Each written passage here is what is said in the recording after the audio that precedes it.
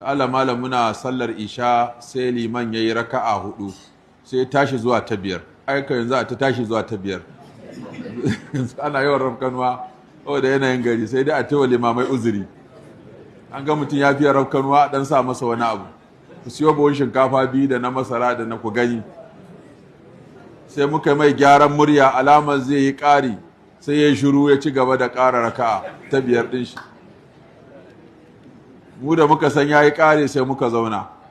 har sai da ya ƙaro raka'a ta biyar ɗin shi muna zaune ba mu yi sallama ba sai da shi ma zo ya same mu a zaune tukuna muka yi sallama tare to mu da ba mu bi shi ba a ƙarin da muka yi ya matsayin sallar mu ai mai halar yawar wannan yace dan liman ya rikice ya miƙe wanda suke da tabbas ta biyar za a shiga su zaman su wanda suke da tsammani kuma su ma zaton irin na liman ne to su bi shi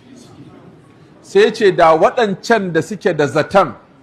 za su zauna wanda suke da tabbas su miƙe to duk sallar su ta ɓaci don kowa ya ƙari da ganga shi kuma